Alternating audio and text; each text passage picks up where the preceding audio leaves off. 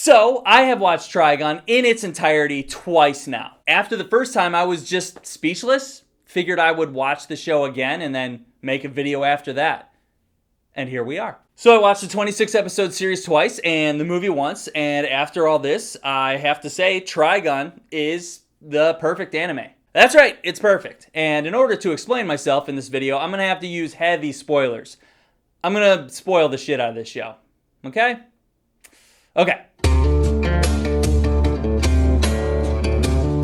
This show is actually pretty simple until it isn't. It's basically an apocalyptic western until it isn't. Initially, we are introduced to Meryl and Millie. These two are used as a device to introduce the audience to this desert world and all these characters through a fresh set of eyes. And these girls work for the Bernardelli Insurance Society. For their job, they've been given the task to track down the infamous Vash the Stampede, so they can evaluate insurance claims that seemingly involve this humanoid typhoon of destruction. Well, they do find Vash, but he's not quite what they expected. Even though his bounty is $60 billion double dollars, he's an obnoxious goofball that accidentally gets in trouble wherever he goes. The first 10 to 15 episodes focus on this while introducing us to new characters and the world itself. And along the way, more complex characters are introduced as the show slowly becomes a sci-fi western. It's kind of crazy, but also completely digestible. The show is not very hard to understand because the basic themes are very familiar.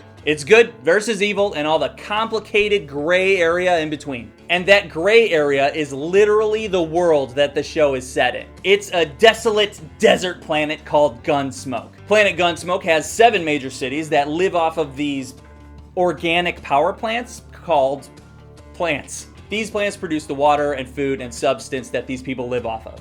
Where do these plants come from? Well, you can usually find a plant next to a crashed spaceship. We'll get back to that later. Due to the lack of resources and the harsh environment, the people of this planet are hostile and violent and very unpleasant to each other. There's a lot of murder that goes on. Yeah, people murder people a lot. And then there's Vash the Stampede. Vash is not only the greatest gunslinger that the world has ever seen, he's also a pacifist. He doesn't kill people, and he values life above anything else. He goes above and beyond to make sure that people don't get hurt. He even takes large amounts of damage to ensure the safety of the people of this planet. Their lives are more important to him than anything else. Hey, why does Vash have such a huge bounty on his head of $60 billion double dollars? Well, 20 years prior to where this show is set, Vash obliterated an entire city. How did that happen? Well, turns out Vash is not a human. You remember those plants that I talked about earlier? Yeah, those things. Vash is a plant.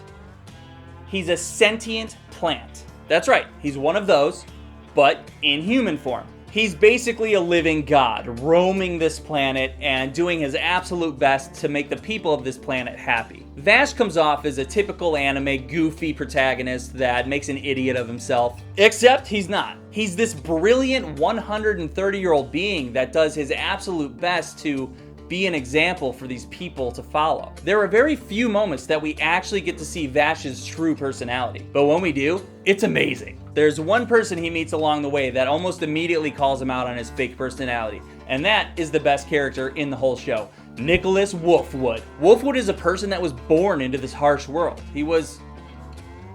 Don't say it. Don't say it.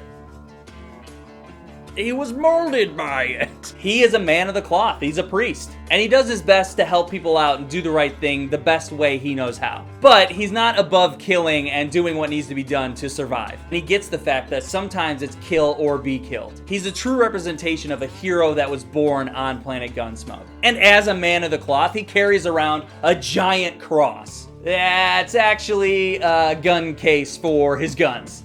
It's actually a giant gun itself. That is some desperado shit, and that's totally awesome. Some of the best interactions that Vash has in this entire show are his conversations with Wolfwood, because Wolfwood challenges Vash's values while also trying to understand. Wolfwood and Vash very quickly become allies, then they become friends. And that gets Wolfwood into a life or death situation. Near the end of his story arc, we discover that he made a choice to join a group of bad dudes. Eventually, they want him to go against Vash, and he can't do it. By this point, he understands Vash's stampede, and he understands how important he is to this world. And then something interesting happens. Wolfwood begins to believe what Vash believes. Vash's values get through to him, and he realizes that Vash isn't wrong about valuing human life and how important human life actually is. Vash the Stampede was actually able to get through to a person and change them for the better.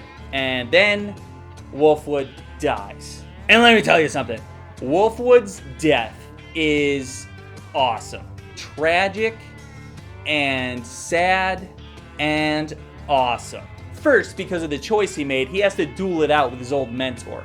The old mentee becomes the mentor scenario. And unfortunately, Wolfwood is critically injured. As this dude is dying, he goes into a church carrying his cross with him. In a church, atoning for his sins, he dies bearing the cross, which is his weapon. He's literally bearing the weight of his sins as he dies. And that is some sad, cinematic, epic shit right there. That's one of my favorite deaths ever. Motherfucking Wolfwood.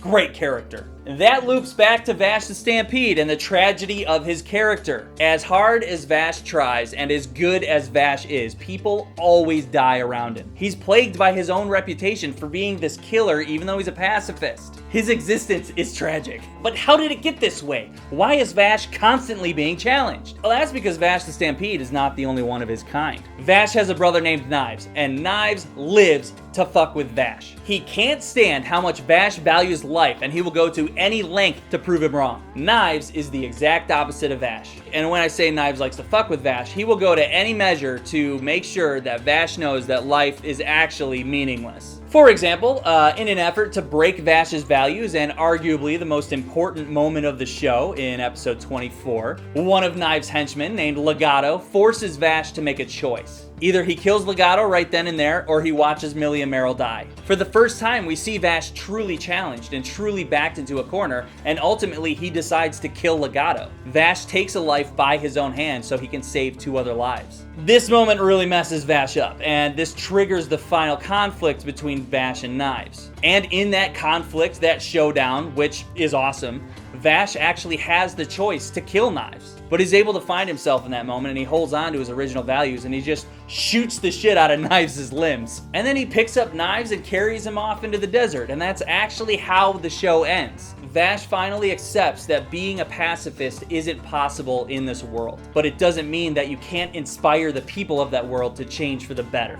And he continues on with a new outlook. When we discover that this show is actually a sci-fi and becomes a Western later on, it's around like episode 17, they reveal Vash and Knives as kids on a spaceship. This ship is part of a collection of ships with a bunch of people that are sleeping that are ready to inhabit a new planet because, you guessed it, people fucked up the Earth. As a child, Vash idolizes this woman, Rem. She's his mentor, and she's the one that teaches him the value of life. Unfortunately, little kid Knives disagrees. And to prove that point to Vash, he decides to sabotage the entire mission. He starts blowing up all the spaceships full of colonists and driving them into planets and shit. Rem then sacrifices herself to save some of these ships. These ships land on this desert planet, which later becomes Gunsmoke. That's right, the people that inhabit this planet are there because of Knives and Rem. Not only does Vash value the life on that planet, he honors the memory of his mentor by protecting the lives that she sacrificed herself to save. That is some solid fucking character development right there. By the time you figure out who and what Vash is, you already like the guy. That episode's also like the turning point of the show. Then you get Vash fighting random guys that Knives throws at him that leads to the conflict between him and Knives. Okay? And it is so good. Okay, I've already run this through my head many times. This show is fucking perfect. The characters are amazing, the story is cool, and they've got heavy themes that tie it all together. Somehow the show goes from fun, silly Western to transcending the genre within only, 26 episodes? The Battle of Brothers. good versus evil, and everything in between that is so complicated. It's too hard to be fully good, and it's also like impossible to be completely evil. This show has these ideals that they pit against each other, embodied through two brothers that are the only kind of their species. The weight and the pain of being a pacifist and learning that life doesn't work that way. It teaches you the value of life, and that it goes hand in hand with death. And death is what makes life valuable. By the end, Vash discovers that he needs to take his own path and create his own beliefs based on his experience on this planet. Vash learns that there's no one way to do anything, and there's always that gray area in between. Human beings make mistakes, but they can also be redeemed. I got all of that from 26 20-minute episodes. I want to talk about the music in this show because the music is also perfect. It's so nice to have music that matches the tone of the show and the world that it's based in. Oh, it's Western, right? Okay, so simple badass slide guitar.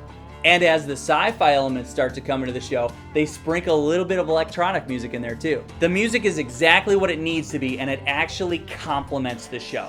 It's not a distraction, it makes the show better. Unlike some other anime that I've watched, the music isn't a distraction, it's a benefit. The animation is awesome, and it's so well thought out, and it's cinematic. It feels like I'm watching this well-directed movie with a full-blown cinematographer.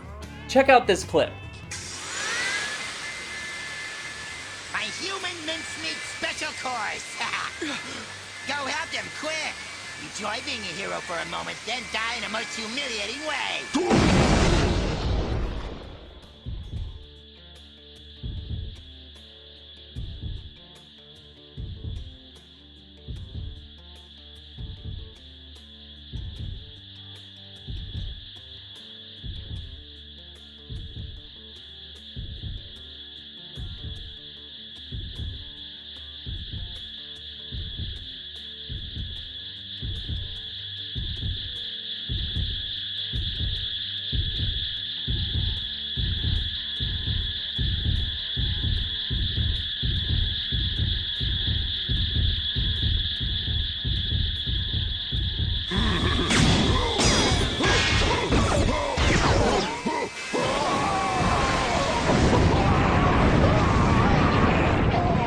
That is from episode 5, and it's the first time Vash uses his gun, and it's cinematic as fuck.